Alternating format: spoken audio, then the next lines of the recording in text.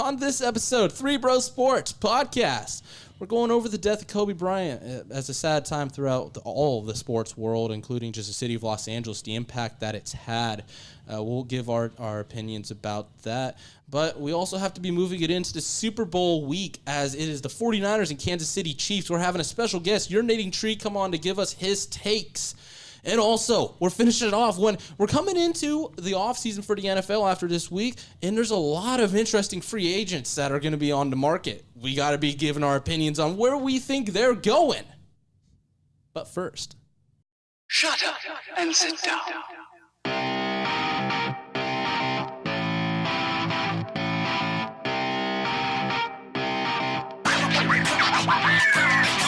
Hail, welcome to another Three Bro Sports Podcast, the podcast of three college students who could just talk about sports forever. I mean, forever. I'm Connor. I'm Calvin. I'm Reginald Cornwallis. Calvin's giving where did that one Reginald come from? Cornwallis a little bit of a stink eye right now. What made you come up with this one?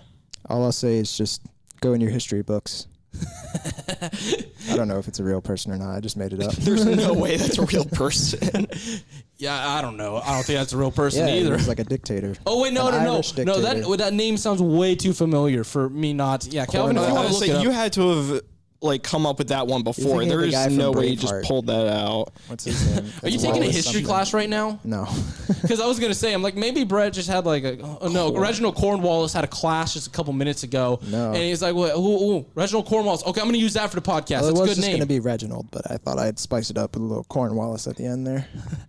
Is it Wallace or Wallace? Wallace. ACE. Cornwallis. I don't know, however you want to spell it. Because the only thing I got off it's not a real person. Oh, no, it's a real guy. It's I'm not logged into Facebook, but apparently he's on Facebook. Oh, he's Reggie on Facebook. Cornwallis is his name. Reggie Cornwallis. Yeah, Reggie for short. So shout out to Reggie. Okay, so we can keep talking about this Reginald Cornwallis all we want, but I need to bring it down to I need to have a softer tone right now, as we just have witnessed on Sunday, the death of Kobe Bryant, and just the impact that he's had throughout the whole sports world. I mean, people who never watched basketball, people who play different sports, or people who just knew the name, they knew what his legacy really entailed. I mean, I'm a Sacramento Kings fan myself, and even with this love-hate relationship, you respected the hell out of Kobe Bean Bryant, of just his legendary IQ for the game. I mean, I remember even reading that he actually got a copy of the NBA referee handbook, and he found out the referees have to be standing in certain places on the floor. So he started to use that as an advantage of getting away with a double dribble or a travel, knowing that a referee can't see him at that certain angle. I mean, the stuff that he did was just revolutionary. I mean, him being an AAU coach for his daughter's team, just all the stuff he's done off the court ever since he retired, starting up the Mamba facilities in Calabasas. I mean, the legacy he's had. I mean, what were your guys' first thoughts when you heard the news? I mean, I honestly was just in disbelief seeing that, because I always thought of Kobe as being a guy that would be around forever. I mean, and plus, too, I even think back to, I don't know if he played it, but in 2K17, my career, he played a massive role in that. I'm just thinking, like, wow, that's gone. And seeing him, like, I remember his last game against Utah and seeing everything, it's just kind of this real feeling where you're almost in disbelief in a sense. Yeah, you really are. I mean, when the death first happened, I actually had to check. It was Adrian Wojnarowski. I saw it from. I had to make sure that there was a verified check mark next to him. I wanted to make sure that wasn't some sick joke that came out. But, I mean, Brett, what did you think? I mean, it's just like one of those things that doesn't really feel real in the moment. Like, I remember when he texted me just saying that he had died, I was like, wait. Like, what? Like, what? Who died? How? So I looked it up, and just the way that it happened is so crazy. I mean, like, you just see celebrities die every day of, like, just old age or cancer and all that kind of stuff, but just for it to go down the way that they did, and, you know, all the stories coming out about, you know, the people that were on the helicopter with him, and just everything that people lost just in the moment of like 10 minutes. I don't know how long it takes. I'm not good in these situations. I try to make jokes to make myself feel better, so I'm trying to steer away from that, stay serious. But yeah, it just sucks. I think you pretty much hit the nail on the head. He meant a lot for the basketball world, obviously, but I mean, even if you don't watch basketball, Kobe's mindset, what he brings to the table. So, it just sucks. He had so much left to accomplish in his year, or in the years he had left. So it's just crazy. Well, and let's not even forget about his daughter. I mean, his daughter, she would go out to UConn all the time, and I kind of thought that maybe that's the college she would go to in the end. But I mean, just 7th grade, dominating everybody on her level. She reminded me a lot of Kobe, as she had the same fadeaway. She had it down pat. And just to see that go down, and also to hear about the circumstances of the weather throughout Los Angeles. I mean, Los Angeles fog is no joke. It really is not.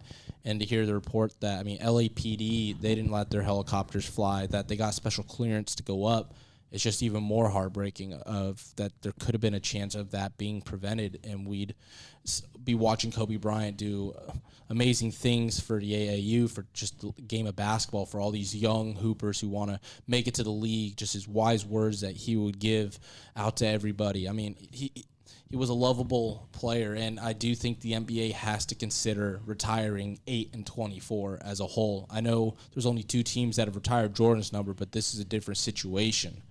Do you guys think that's a reasonable idea for the NBA to follow?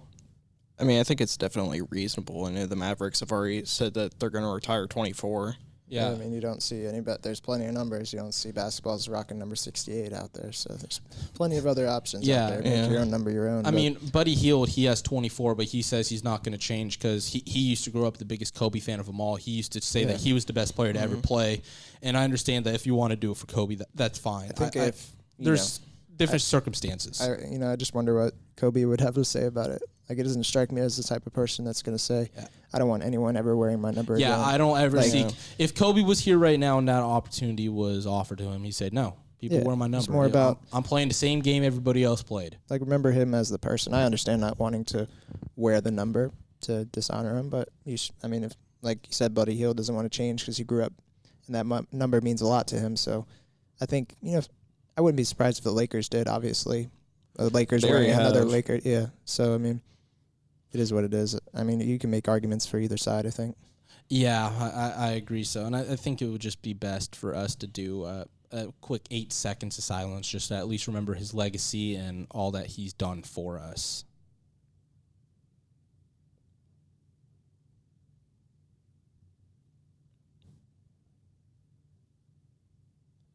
Thanks, guys. I know as a Kings fan, you always had that love-hate. Like I said earlier, you still respected him and everything he did. And I have so many countless memories of him just torching the living bejesus out of my team. And Brett, I know he's done that to your Timberwolves. I can remember a few games. And Calvin, I guarantee he's done it to your Bulls. Everyone's got their fair share of torching the Timberwolves. I mean, my Sacramento Kings, but we're going to save that for Saturday on TV Dome Marva. Do we have to? I'm sorry. We do. As we're all, in our standings, we were all wrong. None of us had the Kings winning, even myself as a Kings fan, as it was a remarkable game. We'll talk about more about it, but you're going to want to stay tuned to listen to what we have to say about that. But kind of one more thing about Kobe, like, I know there's a lot of memories, but what is one that sticks to you that you could always remember? Bro, I'll throw it out to you. Not flinching. Yeah, the not flinch against Matt Barnes. Yeah, Matt Barnes. Threw the basketball in his face, and he just looked straight through him, straight through his soul. I mean, that's the Mamba mentality. Did you hear what happened after that finals? What? Matt Barnes signed with the Lakers, and Kobe was the one to recruit him. And I remember seeing something of him saying, if there's a guy out there that had the balls to do that to me, I want him playing for my team. Like, that's Mamba mentality. If that's who he wants around him. I mean, Ron Artest or Metta World Peace, whatever you want to call him. Andrew Bynum wasn't no soft guy. Pau Gasol wasn't that way either. I mean, he even had Channing Brown. This is a real throwback name many people might actually not know. He was a G League player for South Bay or for Bakersfield for Los Angeles Lakers G League team. And then he came up, and he was a great role player. He was a big contributor in them getting their title or their ring against Boston and Orlando. And he was a valuable piece for that team. Sasha Vujacic. I always can remember the one highlight I remember of him was against the Celtics of when he hit the 2 game clinching free throws, he kind of like bit his lip, acting as if he was like an inner Kobe. There's just kind of the legacy of what people can remember Kobe by, or like what they learned from him and try to implicate that into their own game. Try to take a little bit, dazzle it on like a Salt Bae, the guy with this who'd put the salt on the steaks. But we actually got a great show for you guys today, as we got Urinatingtree from YouTube. He's going to be coming on and talk a little bit Super Bowl with us in just 1 second. And we got to be going over Super Bowl matchup, as we've been waiting for this. And we actually got a special guest coming on the show today. We got Urinatingtree on YouTube. Now, he's got 350,000 subscribers on YouTube, 44 on Twitter. Like, that is more than I'm going to be accumulating in my life. I know I've said that for like 2 weeks now, but still, it's just an unreal number, and it's unreal for you to be a part of the show. So, Tree, thank you so much for coming on. Thanks for having me on, guys. As I said, I thought the same thing as you about 4 years ago, so trust me. No, it's kind of funny because when I first saw your channel, there was a recommended video of the Sacramento Kings as a dumpster fire, and I'm like, oh, I know it's true, but I don't want to watch it. I don't need more crap being thrown at my team. And then I started watching a couple other of your videos. I think I saw the Factory of Sadness with the Cleveland Browns, and I started getting into it. And then I noticed on the other videos, I'm like, oh, okay, so he was the one who made the video about my Kings, and I watched it. It was another great episode. It was another great video, as always. So I just want to at least ask you before we start this off, like, what got you into the YouTube industry, especially in for your talking about sports? Honestly, I had more or less stumbled into it. I didn't expect to be doing this at all. I mainly did it as an escape from like a situation I was in life. Mostly because like, oh, work sucks. I just need something to get my mind off it. But like, for the most part, I just thought I was looking at a video about the Browns being bad in 2016. There was a video I saw. It was called Only in Cleveland. It was like the history of the Browns after they came back. But it only went up to the beginning of the Haslam era. And there was like a couple pieces in between. But what I wanted to do was try and bridge that gap in between, like, you know, the Haslam era to 2016. Yeah. So I thought that was just going to be a one-off. It's like, okay, I'll do this. I'll have some fun with it, whatever. I was just doing like random stuff at the time. So nothing crazy there. So a couple weeks passed by. Then the Jacksonville just completely falls apart. It's like, man, this thing sucks. It's like, oh, well, I just do a video on him. Then it turned into a quick 3-minute one, and just I ran with it from there. Yeah, I mean, I remember watching at the very beginning, and I think one of my favorite lines you ever had was calling the 49ers coach, who was at the time, the Pillsbury Doughboy. I thought that was one of the funniest. Chip Kelly. Chip Kelly, thank you. Calling Chip Kelly the walking Pillsbury Doughboy. That made me laugh so hard. I had to share that video out to everybody. But I mean, I've just been a ginormous fan of your videos ever since, and I'm just amazed that I started to subscribe. It's like, I think it was like 50,000 subscribers. And then to just see you amass just to this popularity. And I mean, for me, I don't even watch hockey, but I'll still watch every single video because of the way that you talk about this team. It's so interesting that you have to listen. You start learning a lot more. I mean, even about the New Jersey Devils, I didn't know a single thing about them. Like, I know they're a team. I've seen. Oh, yeah, I follow them in passing mostly. It's just like I'm looking at like a lot of the footage. I was dissecting like, Jesus Christ, it's horrible.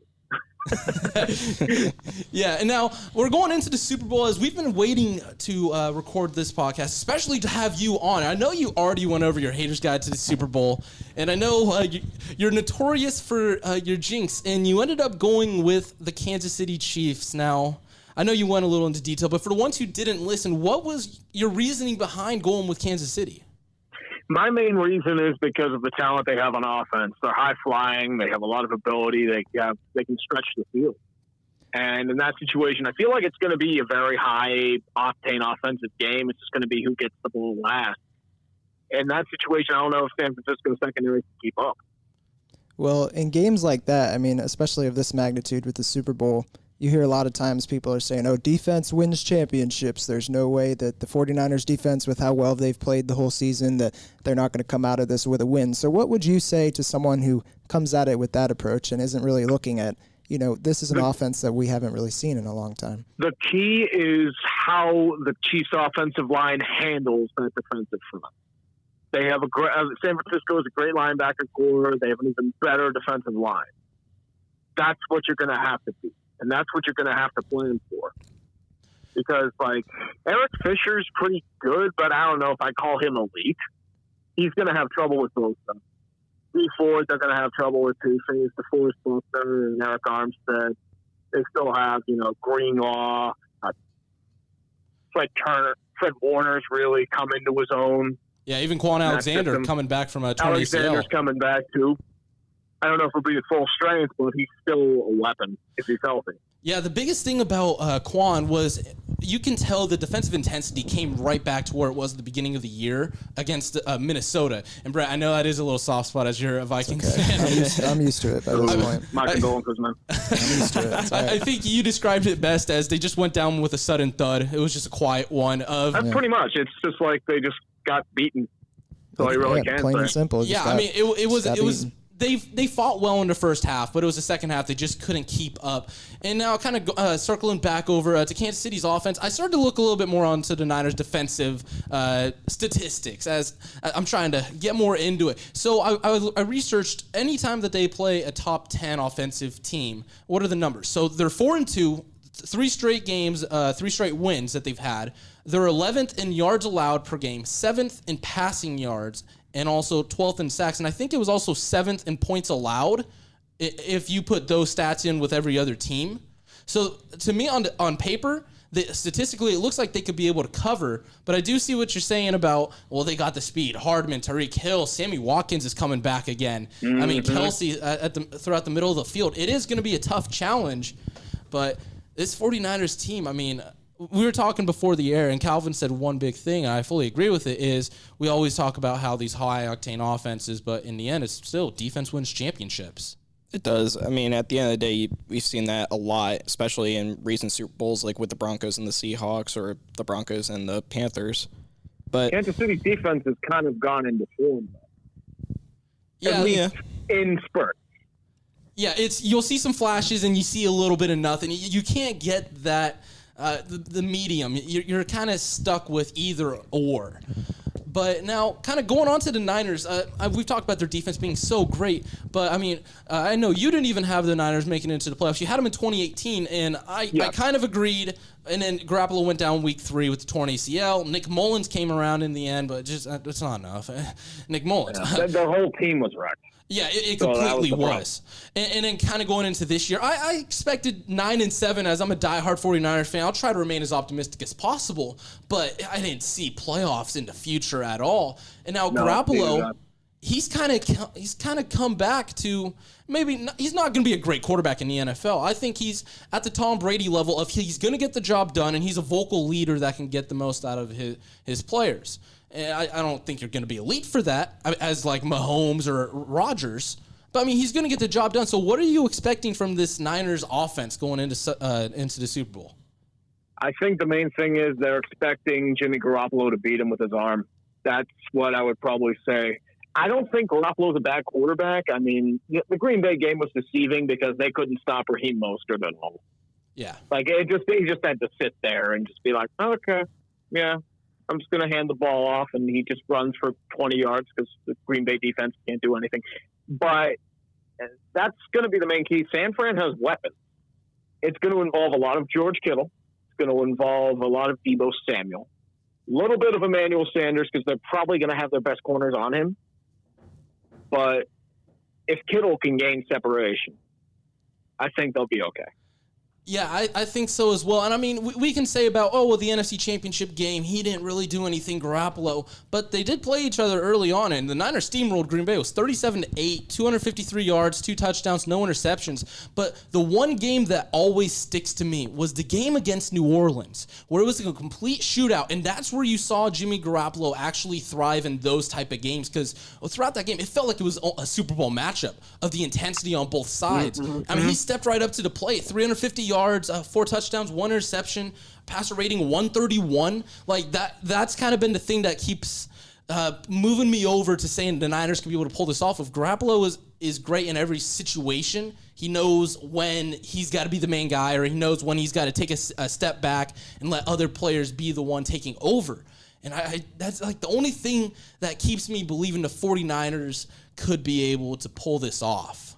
Yeah, I mean, it's pretty much the same way. I do think they're going to have to win this on Jimmy Garoppolo's arm because Kansas City does have a really good run defense, and they have had it throughout the year. Honestly, I'm kind of interested to see what the future holds for Jimmy Garoppolo just because of all the pressure now on him. Like, oh, you were drafted by the Patriots. You were Tom Brady's backup for so long. Now you got this giant contract. At this point, what's going to satisfy them? I mean, he's got to get 5 rings in San Francisco just because Joe Montana had 4. Hey, if he does win, he gets 1 more than Eli Manning. So I guess by New York media, that means he's going to be a Hall of Famer. Give him his golden jacket right now on the spot. But there's one other question I did have for you about this. So the pass protection, that's kind of one major thing, as the Niners' front 7 has just been a killer. Now, the Kansas City, their pass protection, it ranks 28th. Now, the San Francisco 49ers, it's 8th. Now, do you believe that's actually going to be playing a difference in this game? Do you think that has any implication? Not really. I would think more on a recent sample bias. Tyrann Mathieu, the Honey Badger, has been playing lights out football. Yeah. So, I mean, that would be my key for me, the key guy I would have to watch in Kansas City. Like, they have pieces, but it's just like, I don't know if it can really be enough. Their pass rush is very hit or miss in Kansas City. Like, Frank Clark, he'll go off or he'll just vanish. Yeah, no, I agree. I mean, kind of one thing about with the Niners at 8th was you have to remember, like, half the season they didn't have their left or right tackle, McGlinchey or Staley, and they also lost their center, Weston Richburg. Yeah, Richburg and New Orleans. Yeah. So without like 3 of your key offensive linemen for about half the year, and you still ranked 8th, that speaks volumes about the depth of this team. But before we let you go, thank you so much for coming on. I'm going to give you the chance right now on the Three Bros Sports Podcast. Do you want to unjinx yourself and change your finals prediction, or are you going to be sticking with Kansas City? I'm going to stick with Kansas City. I think it's going to be a shootout to the end. Now, I'm really hoping that it's still the jinx coming on for the Niners to pull it off because, I mean, so my 3 teams are the 49ers, the Los Angeles Angels, and the Sacramento Kings. So I think that already gives you a good representation of the depression I deal with throughout the sports season. So to at least see one of my teams be able to win something, it would just mean the world to me. Nah, I know the feeling. You're the only one in that boat, man. I would just love to see my team in the playoffs. Buffalo or Minnesota or Atlanta. Yeah, Buffalo, that has to be the toughest of them all, as they had all the, like, a lot of people kept thinking that Buffalo's going to be like the next great thing right now with the record-wise, but it's like, yeah, well, they're in the AFC East. I mean, you get a couple games against Miami, the Jets. Like, I didn't feel like they were that impressive of the team. But there's one more little segment. One of the big things you're known for that I really love on your channel is the locales. Now, the season hasn't even ended yet, but there's 2 locale scenarios that I want to throw out to you of which one would you be laughing at more? Now, the first one is Bill O'Brien, your favorite head coach in the NFL, being promoted to general manager, or the New York Giants hiring the Clapper and Freddie Kitchens, the Clapper's Jason Garrett, for those who don't know, onto the Giants coaching staff. Which one do you think is more laughable at and why? Bill O'Brien, easily. The thing is, with Jason Garrett and Freddie Kitchens, they're in positions that are better suited for their talent level. They're not head coaches. Jason Garrett, I feel like he could be a decent offensive coordinator. Like, he just can't really manage a game, like, in terms of the whole thing. When he was an O coordinator in Dallas, they did well. And Freddie Kitchens, like, he's always been a position coach. He's only going to be coaching tight ends. I mean, he's not ready to be a head coach. So the way I see it, it's more fitting for the situation. Look at Jim Tomsula from San Francisco. They pushed him up to head coach when he had just been a defensive line coach for years. Well, he was also a vacuum cleaner salesman. Tomsula, it's just they set him up to fail. And now he's back to being a defensive line coach, and he's back to being a quality coach. Sometimes you just have to suit your strengths. Yeah, it kind of reminds me a little of a Norv Turner. Of he's a great coordinator, but he's just not a head coach. You don't put him up in that situation. But Trey, I just want to thank you so much for coming on and being part of the Three Bros Sports Podcast. As you're hands down probably going to be the biggest guest we'll ever be having on this show. But thank you so much. And also, just for any of the viewers, is there anything you're really working on for any possible videos coming up? I'm going to start work on the NHL All-Star Break Haters guides. Oh, I can't wait for that. Long overdue. Now, Calvin, I know you're the big hockey fan out of this. Is there anything you're expecting from your team? I mean, at this point, Caps are number 1 in the league, so I mean, let's get another Stanley Cup. I'm hoping one of my teams has to win another title. I mean, I'm sitting here with the Orioles, the Bulls, and the Cardinals, so Caps are pretty much all I got. But Tree, thank you so much for coming on. We hope to possibly have you on again soon. Definitely, guys. Thank you for having me on. No problem. And that was Urinatingtree for you guys, as he's one of my most favorite sport YouTubers of them all, as he's just going to be blunt about it. He's going to tell you the way it is. And kind of keeping into the NFL realm of things, we got a ginormous free agency list of quarterbacks and also a couple other position players as well, but quarterbacks more specifically. Now, here's some of the players that we got right now. Tom Brady, Phillip Rivers, Dak Prescott, Ryan Tannehill, and Jameis Winston and Marcus Mariota. Now, besides Tannehill and Rivers and maybe Brady, I think Brady's a little over the hump to where if he leaves New England, it's a significant decrease in production and just all around for him. Now, which one is going to be getting more money going into negotiations? Which one do you have? I think out of all of these quarterbacks we have here, probably Dak Prescott. Yeah. I mean, I don't see young. Prescott leaving, though. That's my problem. I don't either. So, I kind of want to leave it to guys who are going to go somewhere else. Jameis Winston, could we say he'll be leaving? Do you think that for sure? Is. I think so, yeah. Yeah, Tannehill, I could see him leaving for the money if Tennessee doesn't have enough, because they got to get Derrick Henry signed up to a massive deal. I think it's they have up to 10 or 15 other players who are going to be free agents that are pretty vital to the team. Mm-hmm. So I don't know how much you could give Tannehill, but Phillip Rivers, where could he really go, and how much money do you think he can get? I think if wherever he goes, odds are he's probably not going to be making a whole lot, maybe $5 million at max. Yeah, I've been hearing the Tampa Bay rumors swirling around. Maybe he'll be a Buccaneer next year. I could see him going somewhere down south just because that's kind of where he's from. Probably when he gets back to his roots. Bring the Dolphins back. Get them back to the glory days. Yeah, maybe Tennessee. I could see. I've been seeing Tennessee as a team. There, yeah. And just because I feel he's at the same level as Tannehill is, so you're not going to lose that production, and I think you could get him a little cheaper as well. Yeah, I feel like the people in Tennessee would really, welcome Phillip Rivers with open arms, honestly, just because of his personality and, his 50 kids and all that. So,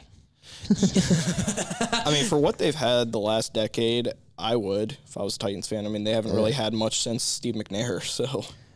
The two names that are kind of interesting to me, though, if you had to try and pick someone or somewhere for them to go, like Jameis Winston or Marcus Mariota. I mean, this was 1 and 2 a couple years ago. I could see a team taking a risk on Jameis Winston more so than Mariota. I can too. I mean, he still had over 4,000 yards. Yeah. We can forget about that. And he also had 30 touchdowns, 30 interceptions. I get it. That is atrocious. I even laughed at that personally. But he at least still shows the flashes of the talent. As Trey, who's just on, he always called it the Jameis Winston factory of turnovers. It was the bakery of turnovers. Sorry, of basically every single time you throw an interception, you hear the oven ding saying that your pastries are done. Yeah, but I mean, I didn't watch a lot of Buccaneers games. Obviously, I feel like I watched no one. one really does. But every time you watch Jameis Winston play football, he plays with a lot more passion than most of the quarterbacks that play on your team. So that's one thing that you got going for you. He's going to go out there and try to win every game for you. There might be four interceptions tied to that. But yeah, you see the emotion. But, I mean, throughout that year, there was 2 games I watched. The first one was week 1 against the 49ers, where he just looked awful. He had 2 pick sixes. Richard Sherman got one to seal the game. It was Okello Witherspoon sealed the game off of one. And then it was a game against the Rams where it was just a totally different version of it. I think he threw for 400 yards. Chris Godwin was 200 yards receiving. And he just looked like a mastermind. I think they scored 55 against the Rams when the defense was still elite at that part of the year. Yeah. It's you don't know what you're going to get. It's not as if it's a consistent quarterback like how Tannehill is. It's the numbers you're going to get. Don't expect much more. Don't expect much less. But with him, it's you could easily get 450 yards, 5 touchdowns, or you're going to get maybe 300 yards, 2 touchdowns, 4 interceptions. I think he would fit in great on that Well, no, now I'm thinking about it. Forgot about Baker Mayfield. Talent-wise, Brown's quarterback there. You know where I see be more intriguing. I see Jameis going to the Jets at this point because listen, I can't I know do that. they have Sam Darnold, but at the same time, at this point, wherever Jameis goes, odds are he's going there to either be a backup or a guy that can compete for the starting job. Mm-hmm. So Yeah. I could see the Jets taking a chance on him because Sam Darnold, I mean, he's looked all right, but it's not. What about the clear-cut. Chargers? I mean, the Chargers. Well, I was about to say the moving on. Patriots. Chargers are moving on from Rivers. I don't know if the Patriots would take a chance on him. And the Chargers, it's like, I feel like they'd want to go more of like the draft kind of route. I mean, they need something to build on there. Yeah. Well, I'm only saying Patriots because I don't know if New England would want to wait until next year, try to trade up for a draft pick and go for Trevor Lawrence or out of Clemson, or If anyone allows that to happen. yeah, the NFL may be doing something about that. Or if they just want to say, you know what, Jameis Winston, like this whole offense, it is not meant for you to be a strong arm. That's not what we're looking for. We're looking for the 8-yard checkdowns, and that's going to result to the 20-yard gains. Like just being smart out there, knowing the defense, and I mean, Bill Belichick would be like the most perfect guy for that. Yeah. If there's one coach to turn around his career, there's two, and it's Sean Payton, and it's going to be Bill Belichick. Maybe you could throw Andy Reid out there, but yeah, I don't know. I prefer those two a little more. Because I mean, even Teddy Bridgewater, Taysom Hill, like look at how great they've been under Sean Payton with Tom Brady. Even Garoppolo, Jacoby Brissett. I mean, the stuff they're doing after Belichick, like. Well, you're talking about Taysom Hill, who's like a Swiss Army knife, plays pretty much every position, it seems like, and was a better quarterback in that playoff game than Drew Brees was. But that was weird. Yeah, I could, and I was gonna. Like, if we lost that game because of Taysom Hill, I was going to hate that guy. I was going to hate that guy for the rest of my life. I don't care if he's not playing football anymore. I'm going to hate him. But those freaking BYU quarterbacks. I could see maybe Marcus Mariota getting, like, some kind of role like that because you saw Tennessee use him in some Wildcat packages. He's obviously athletic, not the greatest thrower of the football, obviously. But you see more teams kind of getting creative with their offensive play calling. I could see maybe Mariota finding a place on a team where he's not the starting quarterback, but they can bring him in and kind of give some different looks to defenses, try to throw him off a little bit.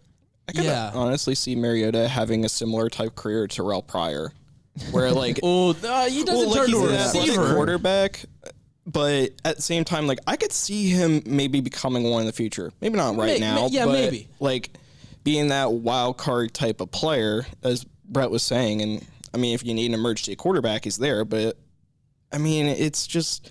I don't know if he's necessarily the right guy to be your quarterback, but at the same time, you don't want to give him a bunch of money just to sit on the bench. So, you got to find some use for him. Why is Adam Vinatieri on this list? Can he just retire? Yeah, let's kick him off the list. I put him on the list because I saw that he was on the free agents. Yeah. And I'm like, this guy's been playing forever at this point with Colts and the Patriots. And I'm like, is he gonna retire, or is he actually gonna keep playing? He should just retire and coach kickers.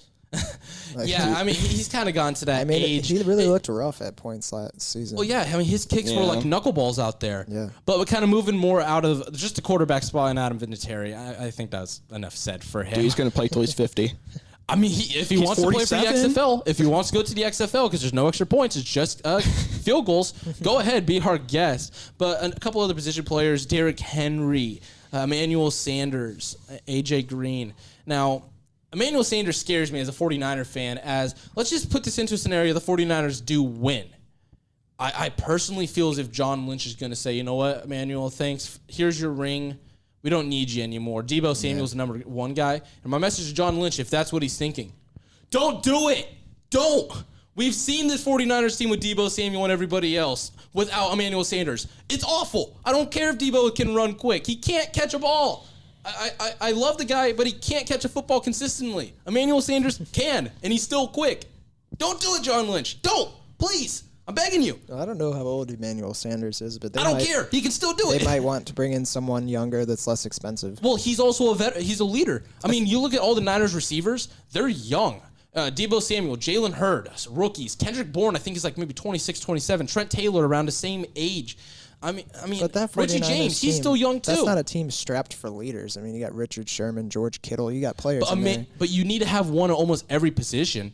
if you really want to succeed. I mean, who else better than Emmanuel Sanders right now? You've seen the development of Deebo Samuel ever since Sanders came to this team. He's actually looking like a real promising.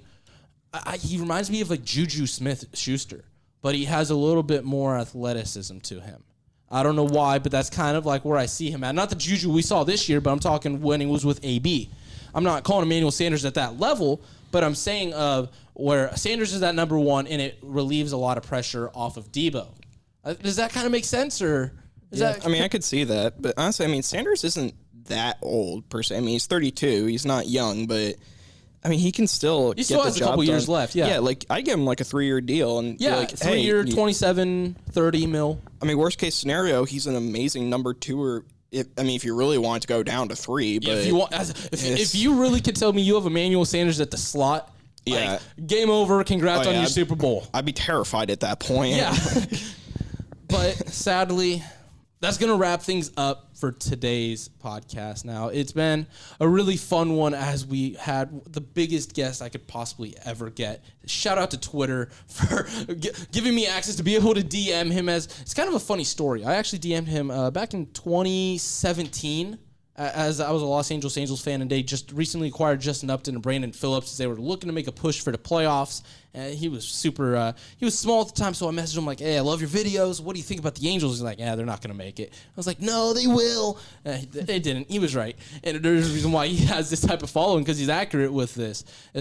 Just not for his predictions for the future.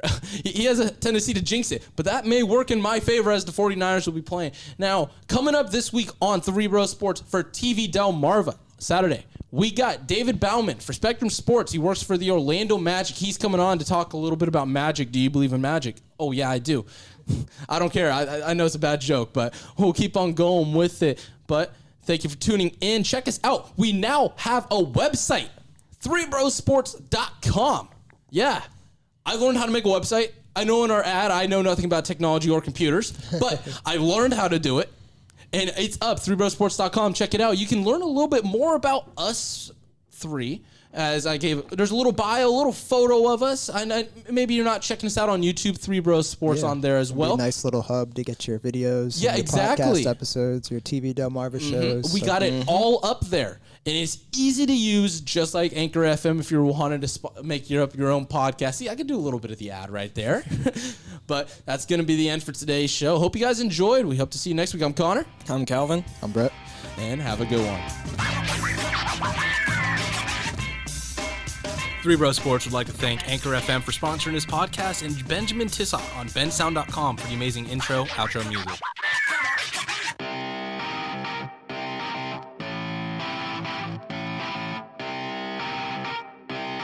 Shut up and sit down.